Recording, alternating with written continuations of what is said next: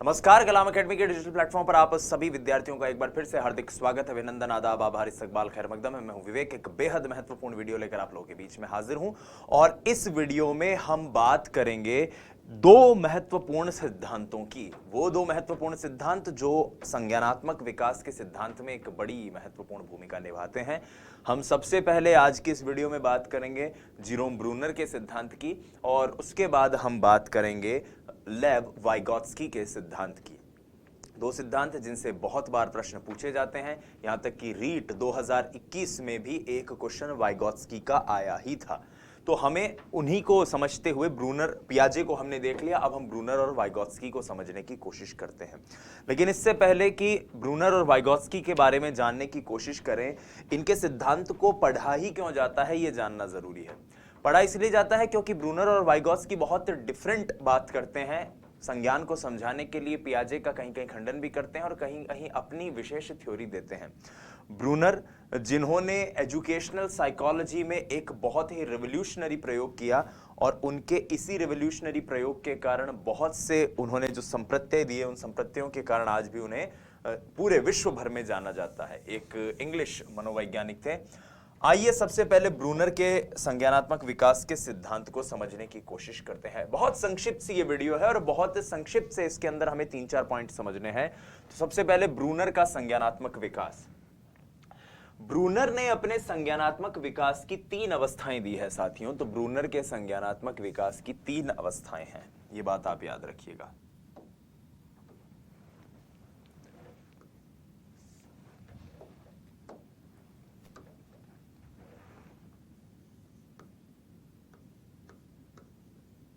Brunner के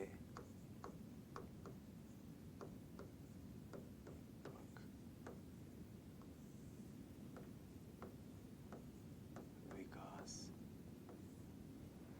के अंतर्गत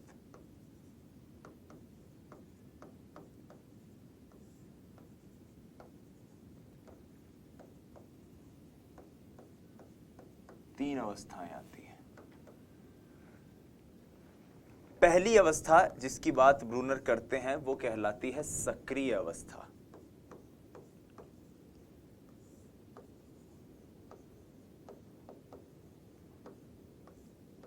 सक्रिय अवस्था जिसको हम इंग्लिश में कहते हैं इनएक्टिव स्टेज।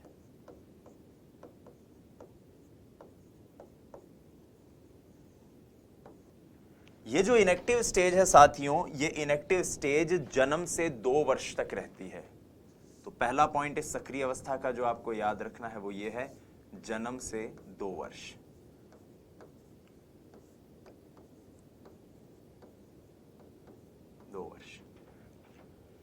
तो सक्रिय रूप से अधिगम करेगा, जैसा हमने संज्ञानात्मक विकास में देखा भी है। जन्म से 2 वर्ष शैशवावस्था की बात हो रही है, तो यहां पर बालक सक्रिय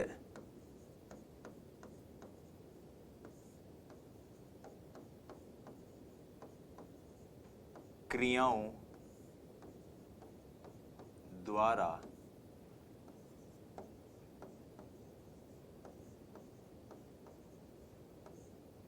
अधिगम, सक्रिय क्रियाएं करता है जिनके द्वारा बालक अधिगम करता है। इन सक्रिय क्रियाओं में किनका प्रयोग होगा? इन सक्रिय क्रियाओं में सबसे महत्वपूर्ण बात ज्ञानेंद्रियों का प्रयोग होगा। ज्ञानेंद्रियों का प्रयोग, सबसे ज्यादा जोर जिस चीज पर होता है वो होता है प्रत्यक्ष अनुभव। प्रत्यक्ष अनुभव पर जोर होता है। और सबसे महत्वपूर्ण बात जो इसके अंतर्गत आपको ध्यान रखनी चाहिए वो ये कि जन्म से 2 वर्ष सक्रिय क्रियाओं द्वारा अधिगम, ज्ञानेंद्रियों का प्रयोग, प्रत्यक्ष अनुभव, यानी इस अवस्था में संकेत का या प्रतीकों,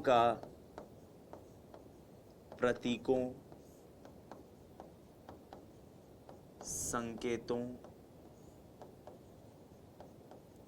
भाषा का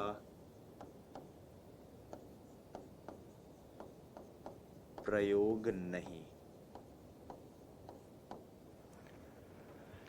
इस अवस्था में प्रतीकों का प्रयोग, संकेतों का या भाषा का प्रयोग नहीं होता। और सबसे महत्वपूर्ण बात जहां से कोई एक नया प्रश्न बनने की संभावना बनती है वो ये कि ब्रूनर की जो ये पहली अवस्था है जिसको सक्रिय अवस्था कहते हैं, ये अवस्था जां पियाजे के संवेदी गामक अवस्था के समानांतर होती है। तो यह अवस्था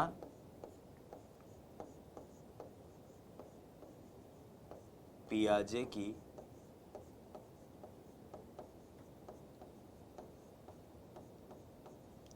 संवेदी गामक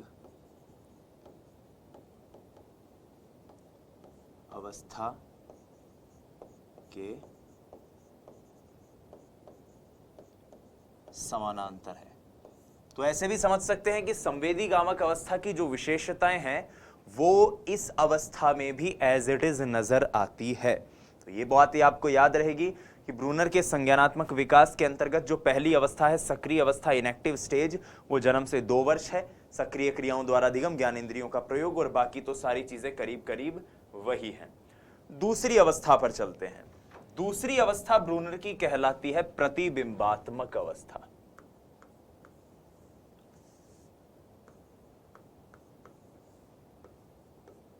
प्रतिबिंबात्मक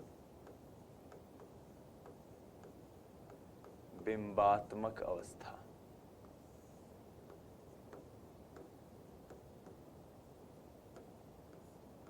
इसको कहते हैं आइकॉनिक स्टेज।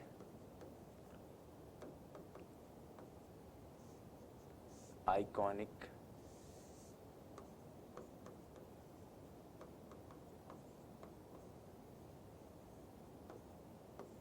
स्टेज। इस अवस्था तक आते आते बालक के अंदर दृश्य स्मृति का विकास हो जाता है। दृश्य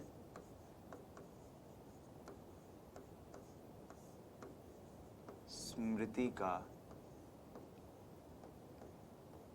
विकास, जिसको हम इंग्लिश में कहते हैं विजुअल मेमोरी।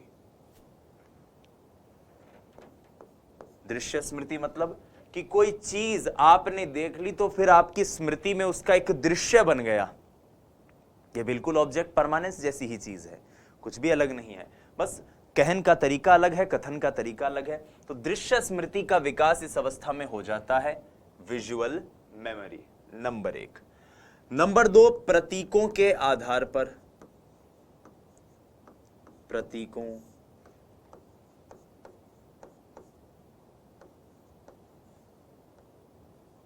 प्रतिबिंबों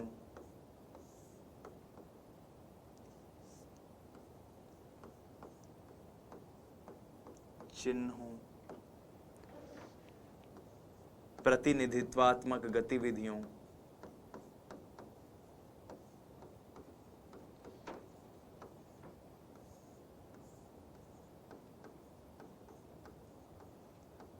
गतिविधि द्वारा चिंतन।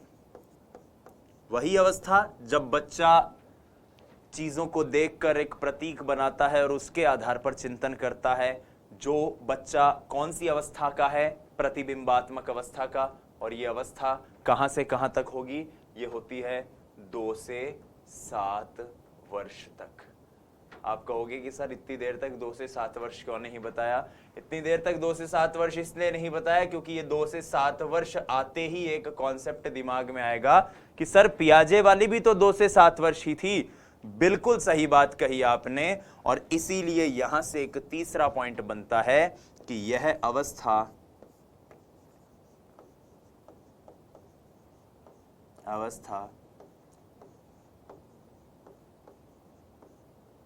पियाजे की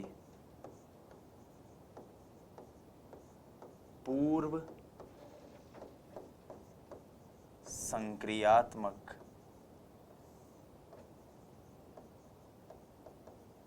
अवस्था के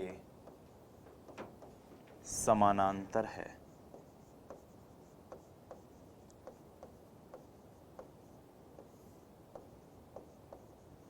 यानी पूर्व संक्रियात्मक अवस्था की जो विशेषताएं हैं वही विशेषताएं आपको प्रतिबिंबात्मक अवस्था में भी देखने को मिलती है। आइए अब आगे बात करते हैं और एक और महत्वपूर्ण अवस्था, जो तीसरी महत्वपूर्ण अवस्था है, अंतिम महत्वपूर्ण अवस्था है ब्रूनर के संज्ञानात्मक विकास के सिद्धांत की, उसकी चर्चा कर लेते हैं। तीसरी अवस्था जो है इसके अंतर्गत वो कहलाती है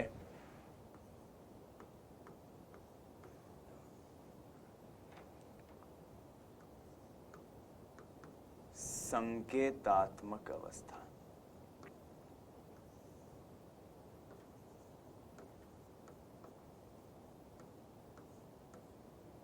सिंबॉलिक स्टेज।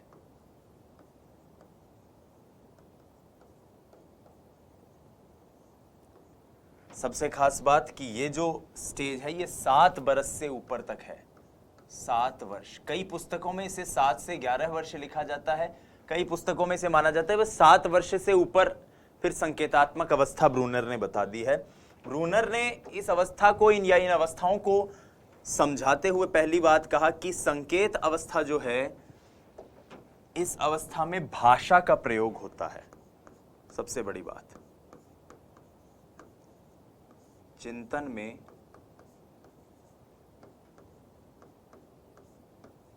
भाषा का प्रयोग, ये इस अवस्था की सबसे बड़ी खासियत है कि इस अवस्था के अंदर जो बालक चिंतन करता है उस चिंतन में प्रयोग किसका होता है? भाषा का प्रयोग सबसे ज्यादा दृष्टिगत होता है। तो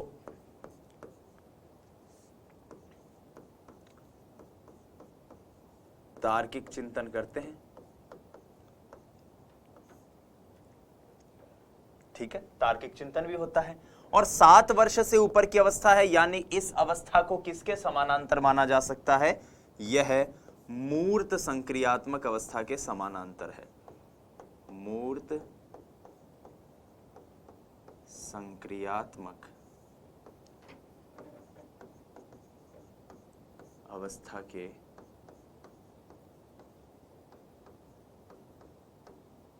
समानांतर है।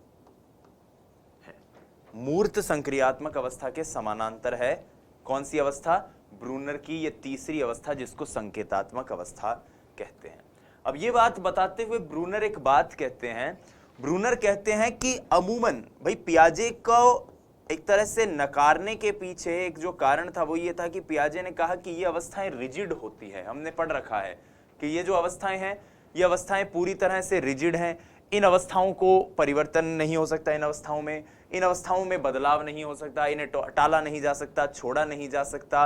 लेकिन ब्रूनर कहते हैं कि एक प्रौढ़ भी ज्ञानेंद्रियों के माध्यम से चिंतन करता है, एक प्रौढ़ भी प्रतीकों के माध्यम से चिंतन करता है। जबकि पियाजे ये नहीं कहते थे। पियाजे ने कहा था भाई ज्ञानेंद्रियों के माध्यम से चिंतन तो हो गया 2 साल तक, इसके बाद आता है प्रतीकों वाला, फिर आती है मूर्त संक्रियात्मक, फिर आती है औपचारिक। जबकि उन्होंने कहा कि प्रौढ़ भी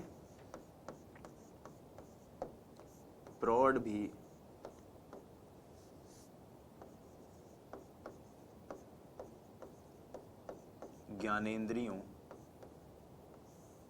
व प्रतीकों के प्रयोग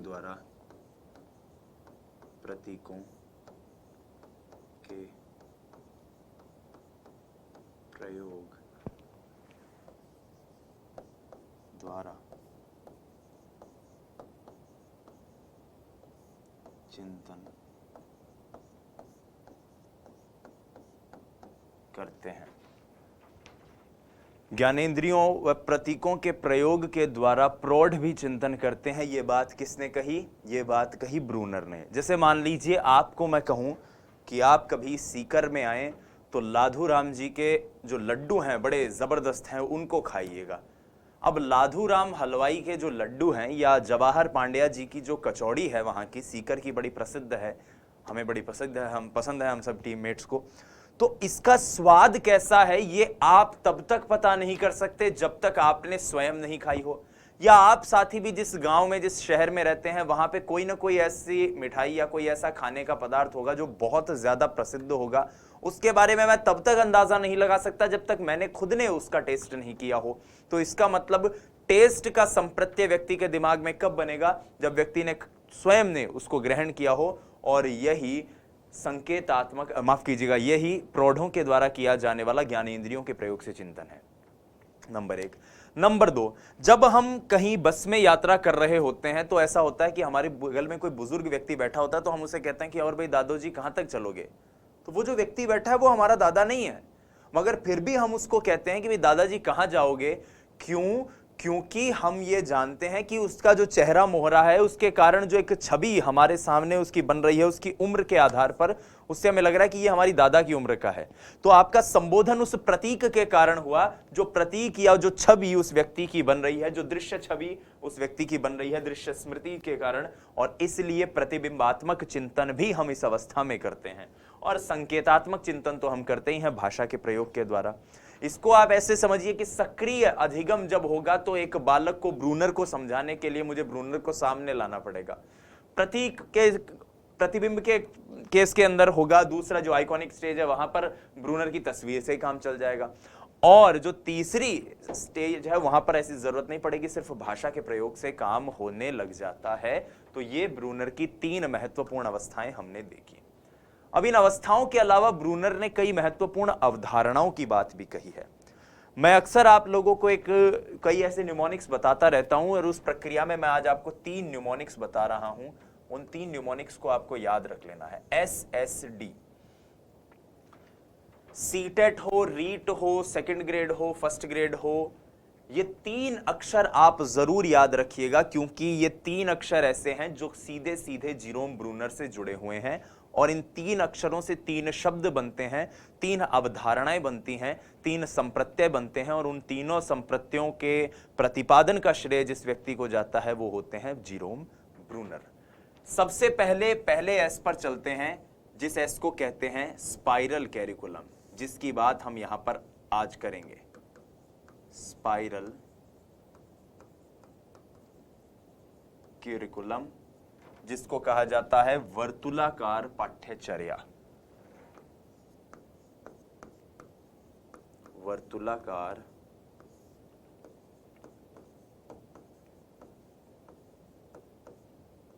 पाठ्यचर्या। दूसरे एस पर आते हैं। दूसरा एस है स्कैफोल्डिंग। इसकी चर्चा भी इसी वीडियो में करेंगे। स्कैफोल्डिंग जिसको कहते हैं मचान, और स्कैफोल्डिंग जिसकी अवधारणा के ऊपर पूरा का पूरा हमारे वाइगोत्स्की साहब का सिद्धांत टिका हुआ है। और तीसरा जो संप्रत्यय ब्रूनर के द्वारा दिया हुआ आता है वो है डिस्कवरी लर्निंग।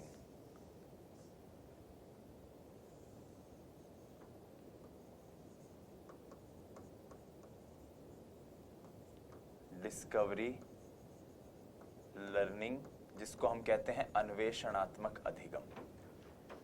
याद रखिएगा, ये 3 शब्द जब भी पूछें कि डिस्कवरी लर्निंग की अवधारणा किसने दी, ब्रूनर। स्कैफोल्डिंग की अवधारणा किसने दी, ब्रूनर। स्पाइरल कैरिकुलम की अवधारणा किसने दी, ब्रूनर।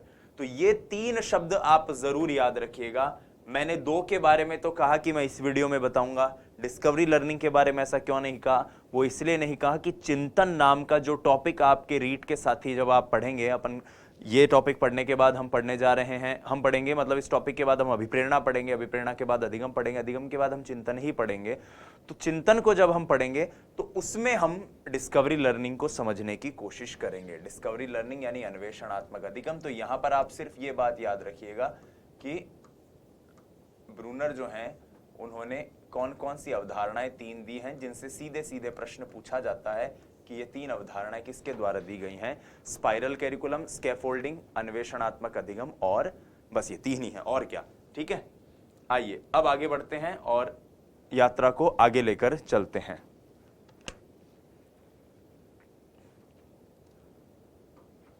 बात करते हैं उस टॉपिक की जिस टॉपिक पर ये पूरा कॉन्सेप्ट टिका हुआ है, और उस टॉपिक का नाम है स्पाइरल कैरिकुलम। ये स्पाइरल कैरिकुलम आखिर क्या होता है। तो ब्रूनर का एक कथन है, जिस कथन को आपको याद रखना है। ये कथन रीट में तो नहीं पूछा हुआ कभी, लेकिन फर्स्ट ग्रेड में एक बार सीधे सीधे पूछा है इन्होंने 2013 में। ब्रूनर का एक कथन है, पहले मैं हेडिंग लगा देता हूं।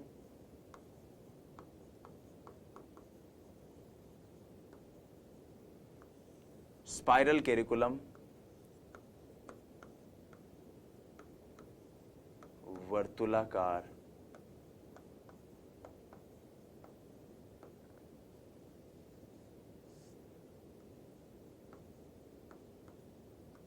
पाठ्यचर्या। स्पाइरल कैरिकुलम के बारे में समझाते हुए ब्रूनर ने एक बात कही कि व्यक्ति को किसी भी अवस्था में कुछ भी सिखाया जा सकता है, बस हमें उसकी संज्ञानात्मक योग्यताओं का पता रहे। इस बात को आप याद रखिएगा, बालक को किसी भी अवस्था में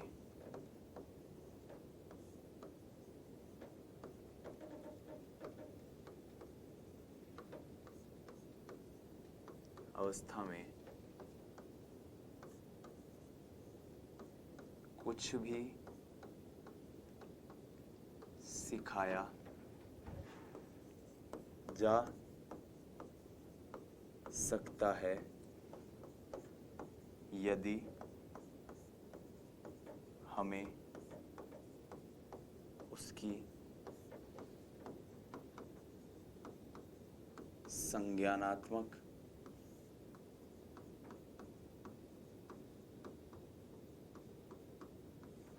योग्यताओं का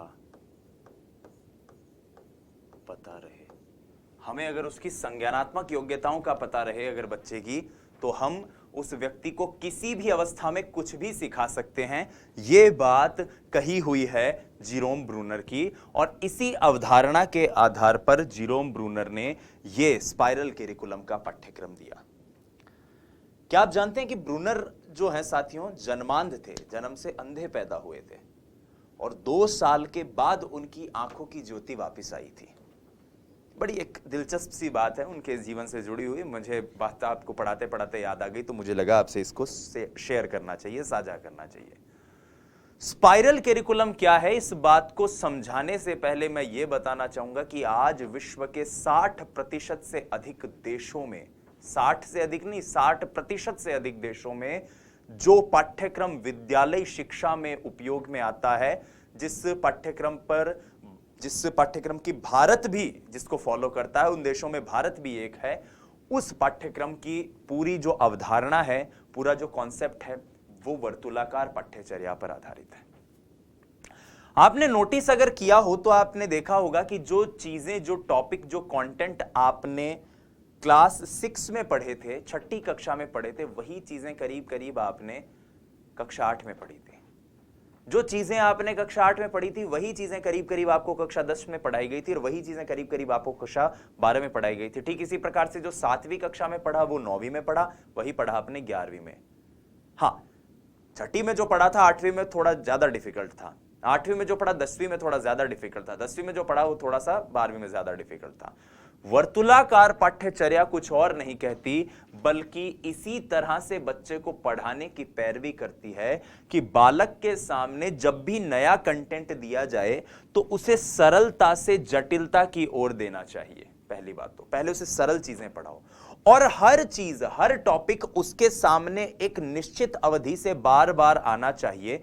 हर टॉपिक उसके सामने एक निश्चित अवधि से बार बार आए, और हर बार उस टॉपिक का डिफिकल्टी लेवल पहली बार से थोड़ा सा ज्यादा हो। हर बार डिफिकल्टी लेवल थोड़ा सा पहले से ज्यादा हो। तो इस प्रकार से अगर बालक के सामने कोई कंटेंट आता रहेगा तो वो विकास के वर्तुलाकार सिद्धांत का भी समर्थन करते हुए बालक एक नया कंटेंट सीखेगा। फिर अगले साल में, जैसे 6ठी क्लास में कुछ उसने पढ़ा, 7वीं क्लास में 6ठी वाला जो है वो परिपाक होगा, कंसोलिडेट होगा, नया कंटेंट आएगा, और 8वीं कक्षा में फिर 7वीं क्लास वाला कंटेंट थोड़ा सा, और 8वीं कक्षा में माफ कीजिएगा 6ठी वाला कंटेंट जो है वो थोड़ा और डिफिकल्ट होकर उसके सामने आएगा। तो सिंपल सी बात है, मेरे हिसाब से आप अच्छे से क्लियर आपको हो गई होगी कि बालक के सामने एक निश्चित अवधि या अंतराल से उसका पाठ्यक्रम के विषय आने चाहिए, और हर बार डिफिकल्टी लेवल, कठिनाई का स्तर पहले से ज्यादा होना चाहिए। तो निश्चित अंतराल से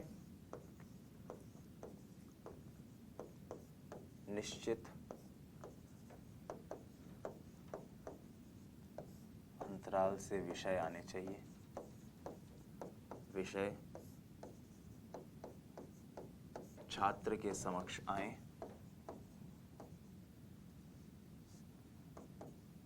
प्रस्तुत किए जाएं।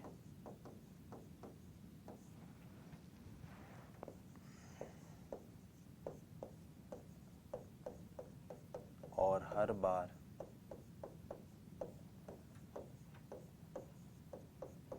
कठिनाई का स्तर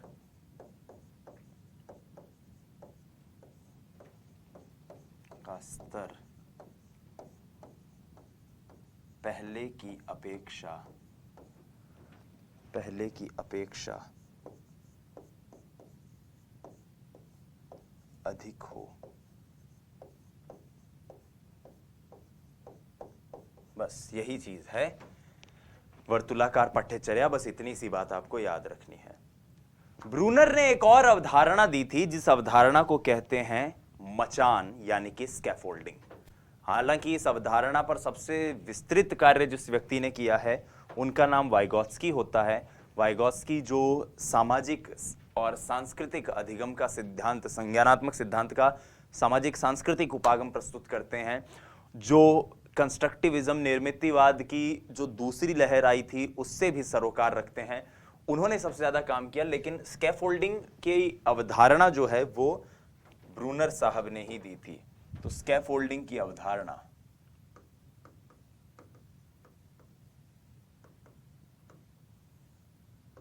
आप कहेंगे कि सर कम से कम स्लाइड तो अच्छी सी ले लो यार, हैं?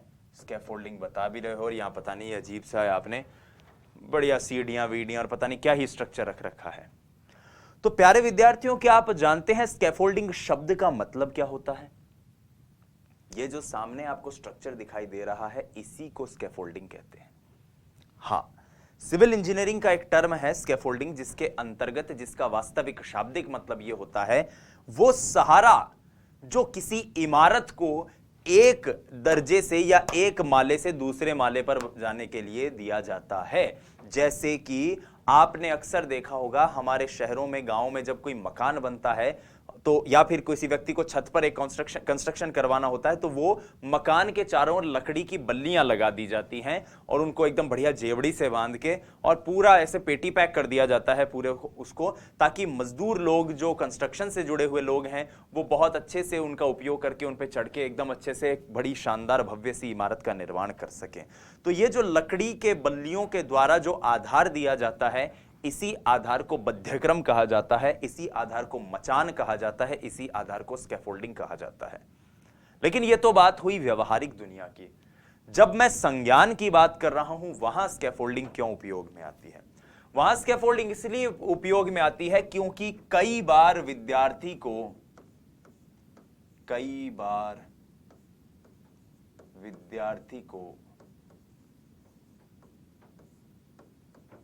सीखने के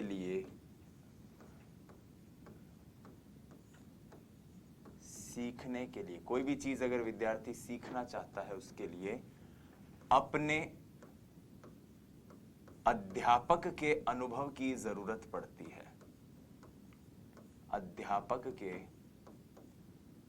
अनुभव की आवश्यकता पड़ती है।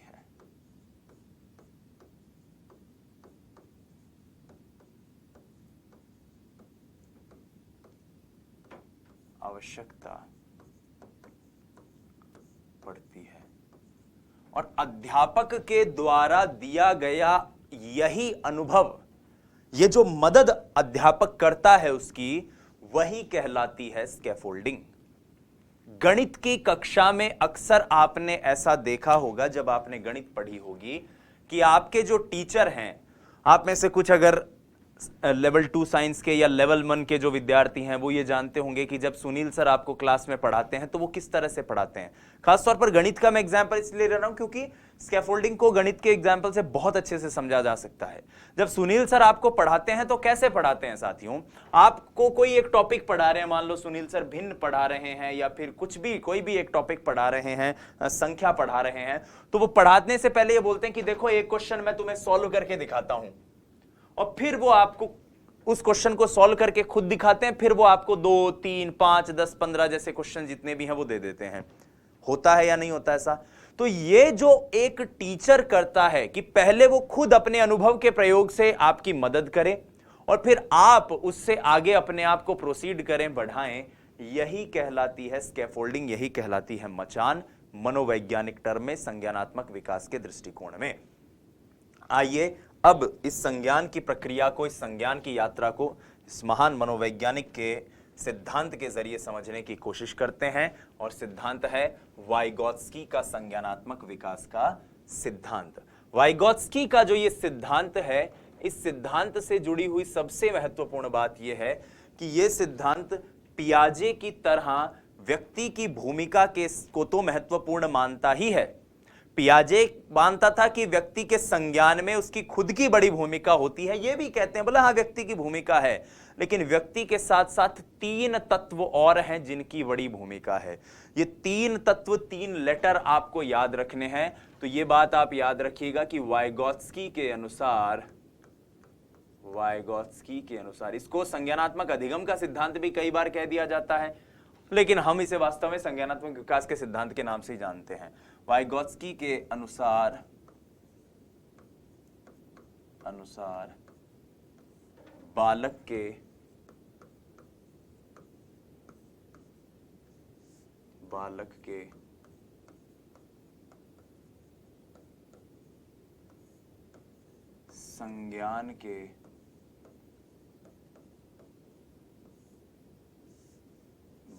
के संज्ञान के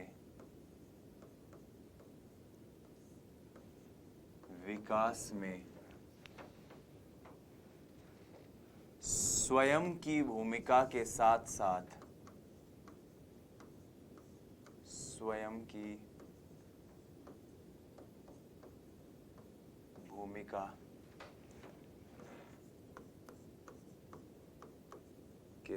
साथ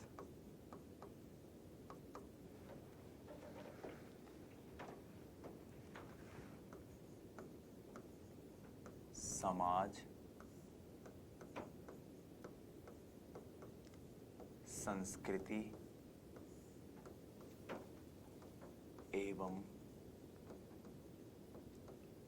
भाषा की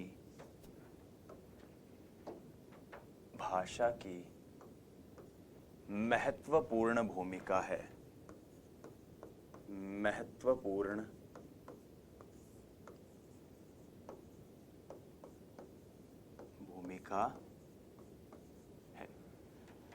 समाज, संस्कृति और भाषा, सोसाइटी, कल्चर एंड लैंग्वेज, व्यक्ति के संज्ञान के विकास में ये 3 चीजें भी उतनी ही महत्वपूर्ण है जितना कि व्यक्ति स्वयं।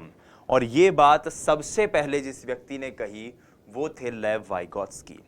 रीट 2021 में जो प्रश्न आया था वो प्रश्न यही था कि बालक के संज्ञान के विकास में वाइगोत्स्की किसे महत्वपूर्ण मानते हैं, और उसमें एक ऑप्शन था समवयस्क समूह। समवयस्क समूह यानी पीयर ग्रुप्स, पीयर ग्रुप यानी कि वो लोग जिनके आसपास हम रहते हैं, और वो साथी खास तौर पर जिनके आसपास हम रहते हैं और जो हमारे ही उम्र के होते हैं। जैसे आप विद्यालय में पढ़ते हो तो आपके दोस्त, आप कोचिंग में पढ़ते हो तो आपके आसपास के दोस्त। तो ये सारे लोग किसके अंतर्गत आएंगे? समाज के अंतर्गत आएंगे। और जाहिर सी बात है, समाज की बात हो रही है तो कौन रोल प्ले करेगा? वाइगोत्स्की। एक चीज याद रखिएगा, वाइगोत्स्की का प्रश्न जब भी पूछा जाए परीक्षा में, आपको ये 3 अक्षर हमेशा याद रखने हैं, समाज, संस्कृति, भाषा। SCL, S for society, C for culture, L for language. ये 3 चीजें जब भी परीक्षा में देखने को मिले, हमें सीधे सीधे वाइगोत्स्की के ऊपर टिक करके आ जाना है। अब वाइगोत्स्की अपनी इस सिद्धांत को समझाते हैं, इसीलिए इस सिद्धांत को सामाजिक सांस्कृतिक सिद्धांत भी कहते हैं। इसे संज्ञानात्मक विकास का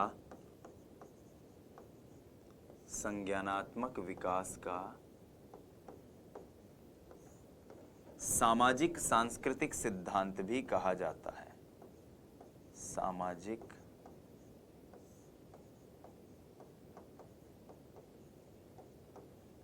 सांस्कृतिक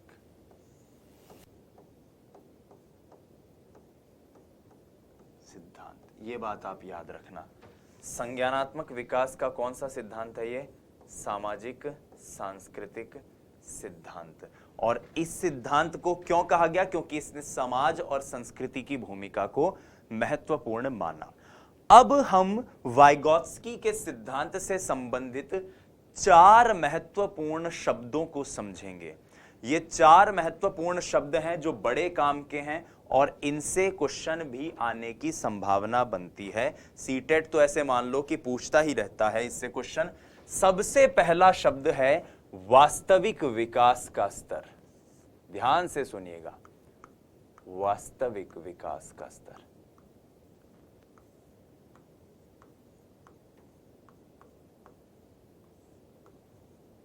वास्तविक विकास का स्तर।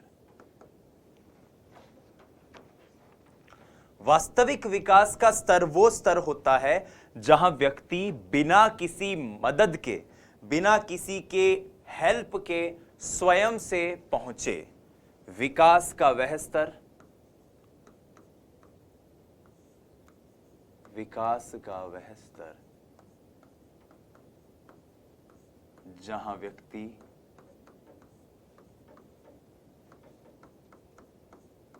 बिना किसी की मदद के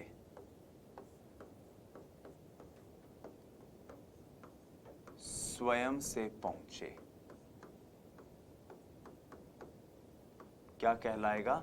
वास्तविक विकास का स्तर, स्टेज ऑफ एक्चुअल डेवलपमेंट या लेवल ऑफ एक्चुअल डेवलपमेंट। मसलन आप गाड़ी चलाना सीख रहे हैं या साइकिल चलाना सीख रहे हैं, और साइकिल चलाने की प्रक्रिया में आपको ना तो आप जो साइकिल चला रहे हो उस साइकिल में ना तो पीछे वो टायर लगे हुए हैं जैसे अक्सर बच्चों की साइकिल में लगे हुए होते हैं, और ना ही आप जो साइकिल चलाना सीख रहे हो उस साइकिल को पीछे से कोई परिवार का सदस्य पकड़कर आपकी मदद कर रहा है। तो आप हो सकता है साइकिल चलाना सीख तो जाएं, लेकिन आपको सीखने में कोई कम से कम 10 दिन या 15 दिन लग जाएं। खुद से, स्वयं से बोला गया इसमें। ठीक है। अगर मैं कहूं कि एक विकास का स्तर वो हो जहां किसी ने आपकी मदद कर दी हो, मुझे इस बात का जवाब दीजिएगा कि अगर यही साइकिल आप टायर लगा के चलाना सीखते या कोई आपका परिवार का सदस्य पीछे से गाड़ी पकड़ के आपको मदद करता, तो तब भी क्या आपको 10-15 दिन लगते? तो आप कहते नहीं सर, तब हो सकता है हमें 6-7 दिन में ही सीख जाते या 8-10 दिन में सीख जाते, इतने दिन तो नहीं लगते, उससे 5-10 दिन कम ही लगते। इसका मतलब एक होता है संभावित विकास का स्तर, संभावित विकास का स्तर। ठीक है, प्रोबेबल डेवलपमेंट कह सकते हैं इसको। तो यह है विकास का वह स्तर, विकास का वह स्तर जहां व्यक्ति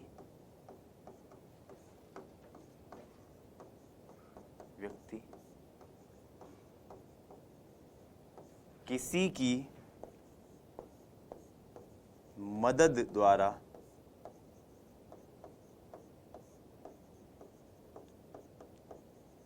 पहुंचे, जहां व्यक्ति किसी की मदद के द्वारा पहुंचे, वो स्तर विकास का क्या कहलाता है? वो कहलाता है संभावित विकास का स्तर, या कई किताबों में से संभाव्य विकास का स्तर भी कह देते हैं। ठीक है, क्लियर है? अब आइए बात करते हैं। ठीक है, अब एक लेवल तो वो था जहां आप खुद से बिना किसी की मदद से, बिना किसी के सहायता से पहुंच रहे थे, ये था एक्चुअल लेवल। एक लेवल वो जहां आपको किसी टीचर ने, किसी अभिभावक ने, किसी आपसे ज्यादा जानने पहचानने वाले ने मदद कर दी। इन दोनों के बीच का जो अंतर होता है ना साथियों, असल में वाइगॉत्स्की के इस पूरी अवधारणा का केंद्र बिंदु वही है, और उस अंतर को कहा जाता है ZPD, zone of proximal development, समीपस्थ विकास का क्षेत्र। समीपस्थ विकास का क्षेत्र, समीपस्थ विकास का क्षेत्र, zone of proximal development, proximal development. और ये जोन ऑफ प्रॉक्सिमल डेवलपमेंट क्या है? ये जोन ऑफ प्रॉक्सिमल डेवलपमेंट है संभावित विकास के स्तर का और वास्तविक विकास के स्तर का अंतर। ठीक है, तो संभावित व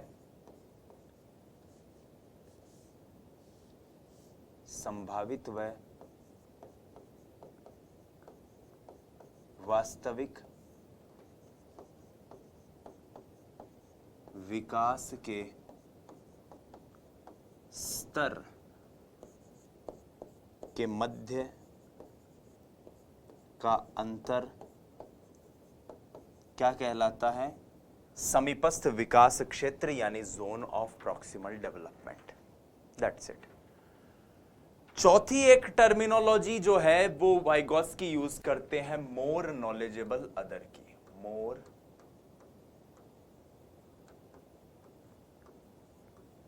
नॉलेजेबल अदर। एक ऐसा व्यक्ति जो आपसे ज्यादा जानता है और आपकी मदद कर रहा है, वो क्या है? MKO। कोई भी ऐसा व्यक्ति। अब मैं एक एग्जाम्पल देता हूं, उसमें आप समझो। मान लो आपको गणित में एक टॉपिक पढ़ना था, आपके पास कोई स्रोत नहीं था, आप उस टॉपिक को 15 दिन लगाते तब जाके आपके समझ में आता, तो वो 15 दिन आपका क्या था? वास्तविक विकास का स्तर। 15 दिन में आप जहां तक पहुंचते वो क्या है? वास्तविक विकास का स्तर। लेकिन आपकी मदद अगर आपका कोई टीचर कर दे, आपका टीचर कोई आपको पढ़ा दे, वो आपको क्वेश्चन हल करके दिखा दे, वो आपको कोई अच्छी किताब ला दे, वो आपको अपने नोट्स दे दे, वो आपको वीडियो से, PDF से साथ बैठ के ट्यूशन किसी भी तरीके से पढ़ा रहा है, तो आप 15 दिन में जितना खुद से सीखते, क्या आप उससे दुगना तिगुना या ज्यादा नहीं सीख जाओगे? हाँ या ना? तो वो दूसरी चीज क्या है? संभावित विकास का स्तर। ओके। अब ये जो अंतर 15 दिन का आया, 15 दिन में आपने टीचर की मदद से जो सीखा और 15 दिन में आप खुद की मदद से जितना सीख पाते, इनके बीच का जो अंतर है, ये क्या कहलाता है? ये कहलाता है समीपस्थ विकास का क्षेत्र, ZPD। वो जो टीचर, वो जो इंसान, वो जो व्यक्ति, ये MKO कई बार बच्चों को कंफ्यूज करता है कि MKO क्या होता है सर? MKO मतलब वो व्यक्ति, वो मनुष्य जो आपकी मदद कर रहा है और आपसे ज्यादा जानता है, वो क्या है? MKO। और मदद में वो जो चीजें आपको दे रहा है, मदद में वो आपको किताब दे रहा है, मदद में वो आपको समय दे रहा है, मदद में वो अपना ज्ञान आपको दे रहा है, मदद में वो आपको नोट्स बना के दे रहा है, कुछ भी दे रहा है, तो वो क्या है? वो है स्कैफोल्डिंग। MKO तो वो व्यक्ति होता है जो आपकी मदद करता है, और जो मदद हो रही है आपकी, जिस रूप में मदद हो रही है, वो क्या कहलाती है? एक तरह की स्कैफोल्डिंग। इसको मैं एक छोटे से उदाहरण से समझा दूं, उसके बाद इस क्लास को वाइंड अप कर देंगे हम। छोटा सा सिंपल सा उदाहरण है। उदाहरण कुछ इस प्रकार का है साथियों कि एक बार की बात है, एक व्यक्ति था जो तालाब में नहाने का उसका मन हुआ। ठीक है,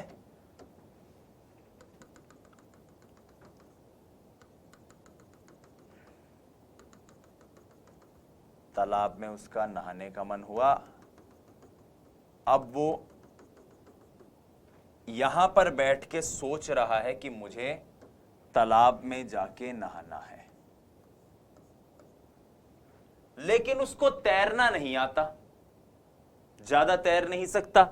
तो वो जानता है कि मैं ज्यादा तैर तो सकता हूं नहीं, तो मैं सिर्फ और सिर्फ यहां तक जा सकता हूं, इससे ज्यादा नहीं जा सकता, क्योंकि यहां तक मैं संभाल लूंगा, इसके आगे मुझसे तैरा नहीं जाएगा। खुद से वो इतना ही जा सकता है। एक व्यक्ति आता है और वो उसे कहता है, क्या हुआ बेटा? बोले, अंकल जी मेरे को तैरना है, लेकिन मैं तो बस इतना ही सीख पाया अभी तक खुद से, इससे आगे नहीं सीख पा रहा। तो अंकल उसको एक टायर दे देते हैं, टायर उसके बॉडी में फिट कर देते हैं और बोलते हैं कि बेटा ये टायर ले और इससे तैर। तो अब बच्चा टायर पहन के बच्चा इतनी दूर तक तैर सकता था क्योंकि अब उसको डूबने का खतरा नहीं था।